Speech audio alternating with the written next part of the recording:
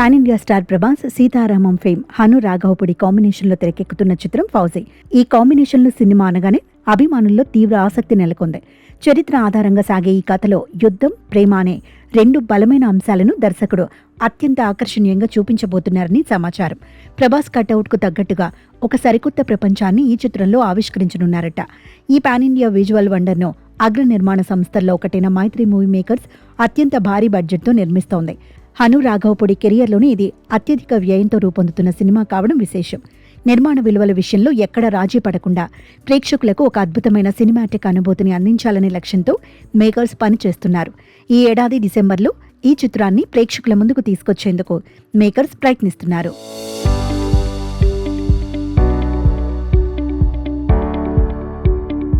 అయితే ఇటీవలి ప్రముఖ నిర్మాత సూర్యదేవర నాగవంశి పంచుకున్న ఒక క్రేజీ అప్డేట్ ప్రభాస్ ఫ్యాన్స్ కు పూనకాలు తెప్పిస్తోంది.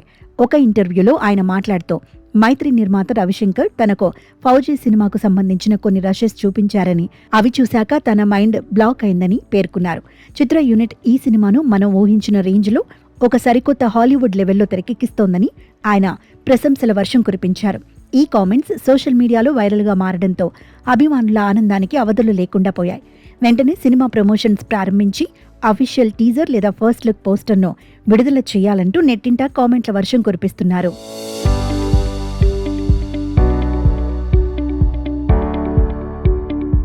ఈ చిత్రంలో సోషల్ మీడియా సెన్సేషన్ ఇమాన్వి హీరోయిన్గా వెండితెరకు పరిచయం అవుతుండటం గమనార్హం.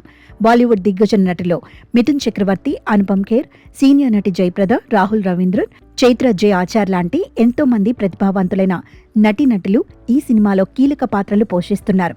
అద్భుతమైన మెలోడీలను అందించే విశాల్ చంద్రశేఖర్ ఈ చిత్రానికి సంగీతం సమకూరుస్తున్నారు.